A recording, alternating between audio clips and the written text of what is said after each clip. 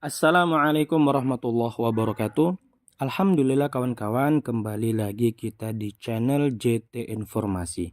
Di video kali ini kita akan melihat siapa saja umaro, siapa saja ulama yang datang di acara Ijtima Tabligh Akbar Indonesia Berdoa. Kawan-kawan, ini video ketika selesai sholat Jumat yang diadakan di lokasi Ijtima Indonesia Berdoa. Terlihat beberapa umaro, beberapa ulama, bahkan sekaligus artis yang hadir di lokasi Ijtima.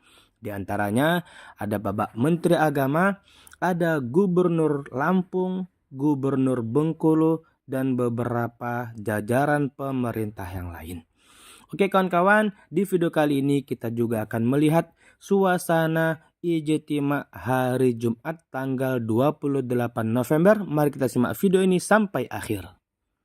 Kalau orang sayang kepada umat, disayangi oleh Allah. Ar-Rahimuna yarhamuhumur Rahman.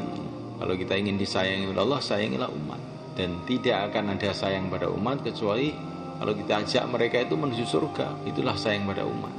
Jadi orang itu kalau ngajak orang mengamalkan agama itu gimana itu sayangnya dia kepada orang itu. Karena kalau dia mau, dia jadi raja di surga, sama dengan memberi kerajaan kepada orang itu. Kalau orang itu ngajak orang, mari kita ke masjid mengamalkan agama, itu jasa dia itu seperti dia itu memberi surga. Karena akhirnya dia masuk surga. Nah, orang itu memberi makanan satu suap aja pahalanya banyak loh. Nah, kalau memberi surga bagaimana kira-kira? Orang itu kalau di surga akan makan selama-lamanya juta-juta tahun, miliar-miliar tahun. Ya itu kita dapatkan pahala besar itu kalau kita ini ngajak orang kepada agama. Kalau orang sedekah 1 juta, 2 juta, wah besar. Tapi kalau orang itu mengajak kepada agama itu lebih besar lagi. Dia bukan mengasih 1 juta, 2 juta, tapi berarti dia ini menuntun dia menuju surga. Kalau begitu nggak usah sedekah ya Pak. Oh lain. Sedekah juga harus, itu perintah Allah Pak. Insyaallah mulai kan? Dakwah ini penting sekali. Kita tanamkan dalam hati, niatkan dalam hati, dakwah itu sebagai pekerjaan utama saya, mendoakan umat itu sebagai pekerjaan utama saya sampai mati. Katanya para ulama, kalau kamu ingin orang dunia ikut orang agama, syaratnya satu aja, jangan sekali-kali kamu tomak menginginkan dunianya ahli dunia.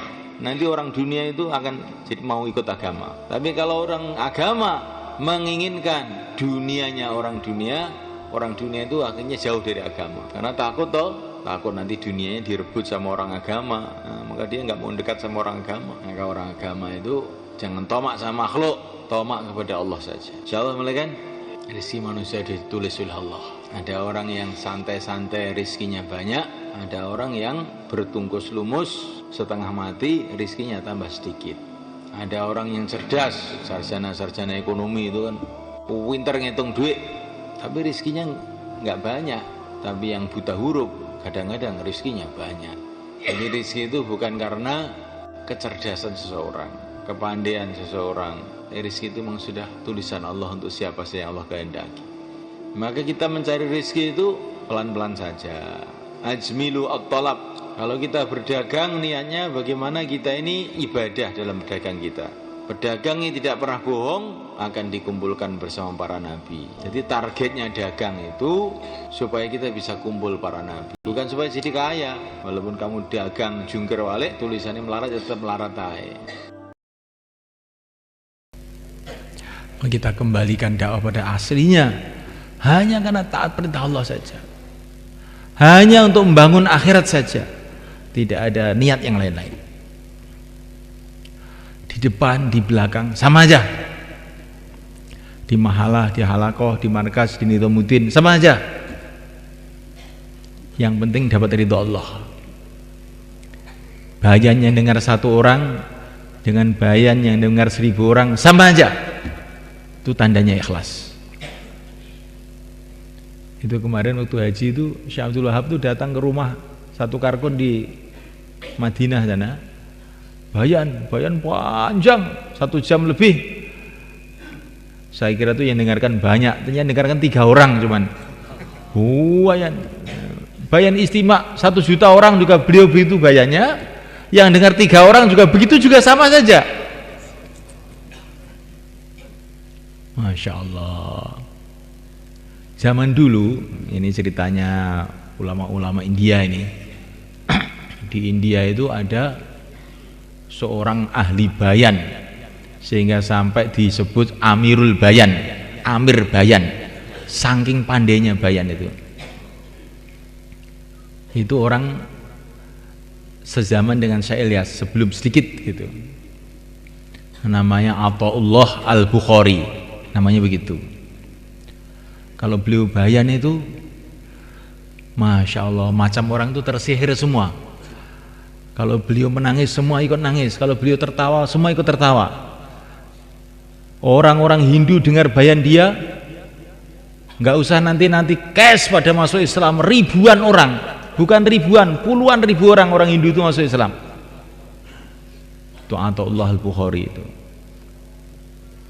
Satu hari, malaikat Allah Ta'ala, beliau bayan, yang dengarkan ribuan orang. Baru turun, datang satu orang kepada beliau ini, Syekh, saya terlambat Syekh. Saya minta bayan seperti tadi. Oh iya, dibayani satu orang ini persis seperti bayan di depan ribuan orang itu. Nah, ini namanya ikhlas malaikat. Nah, kalau kita ini enggak, kalau bayan memang semangat, tapi kalau dengar itu ngantuk. Nah, ini tandanya enggak ikhlas ini malaikat. Kalau jadi amir semangat, kalau jadi makmur enggak mau mikir. Pokoknya tanggung jawab amir, nggak mau mikir. Coba ini semalekan. Ini di sini guyonan, nanti di akhirat jadi urusan besar. Di akhirat jadi urusan besar. Apa saja amal bukan karena Allah tertolak semua. Kembalikan amal hanya semata-mata karena Allah. Namuliakan Allah SWT. Lah ketika beliau sudah tua, didatangi Syekh Ilyas, sudah nggak bisa bayan, sudah tua. Maka Syekh Ilyas mengatakan, Syekh, sekarang saya ada kegiatan dakwah, bantulah saya, kata Syekh Ilyas itu. Maka Athaullah Al-Bukhari itu beliau mengatakan, Muhammad Ilyas, kamu datang terlambat, katanya. Saya sudah nggak bisa apa-apa begini, kamu baru datang. Kenapa tidak kamu datang waktu saya sehat? Syekh, katanya Syekh Ilyas, engkau memang sudah tua, tidak bisa apa-apa. Tapi kalimah-kalimah Tuhan ini, nasihat-nasihat Tuhan itu satu kalimah akan didengar seluruh orang India. Murid-murid Tuhan ada di setiap pojok dunia ini. Arahkan tuh murid-murid Tuhan untuk supaya ikut saya kerja dakwah itu. Oh iya, kalau begitu. Dan itu termasuk perkembangan yang sangat penting dalam dakwah di India itu karena pembelaan Syekh Athaullah Al-Bukhari ini. Ini mudzakarah ulama kan ceritanya tadi ini. Ini termasuk perlu kita renungi. Jadi kalau datang ke ulama itu jangan mesti kita taskil dia. Nah, Pak Kiai keluar 3 hari Pak Kiai, insya Allah nanti dapat hidayah. Oh tak pentung dasmu gue. Bocah cilik marah yang tua. Nah ini kadang-kadang kita ini tidak sadar itu. Insya Allah nanti kesannya itu luar biasa Pak Kiai. Untuk perbaikan hati kita ini Pak Kiai. Perbaikan. Kamu kira saya ini orang rusak apa gimana?